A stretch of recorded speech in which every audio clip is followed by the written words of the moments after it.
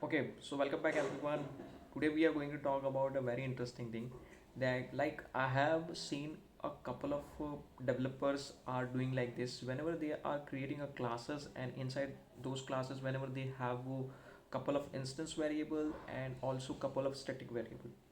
And I have seen developers are also initializing the something value to those instance variable as well as the static variable. Like if I will create like integer type of value, then the people are assigning the zero to that particular object reference. Okay, or by default they are assigning the null by default to that object reference. Okay, let's take an example, like they are creating the primitive type of value like a private int age kind of thing, and they are assigning the zero to that instance variable. Okay, and by default we don't need to do this because it is having a by default zero value. And if you are creating any object type of reference, you don't need to explicitly you have to give the null value to that particular object. By default it is having a null value. Okay, same as like that, if you are creating the static variable, then static variable also having the couple having the null value if it is an object reference, because JVM is giving actually the some default value to this object reference as well as for this primitive kind of variables.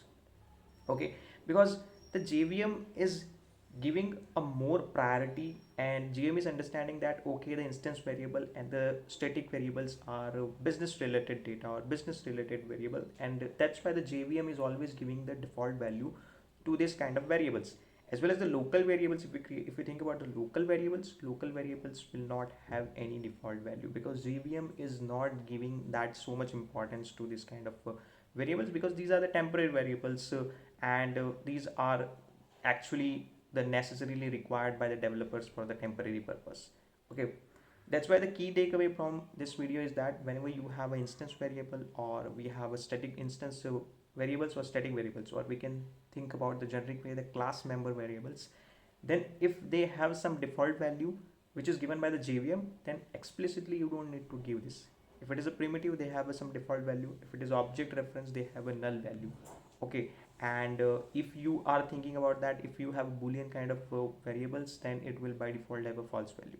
Just investigate that. If it is actually not remember and all these kind of things, just investigate that if that variable is having some default value, and if you are giving the null value and it is having a default null value, why you should give this? Just avoid this kind of things. Okay, yeah, thank you so much for this video. Thank you.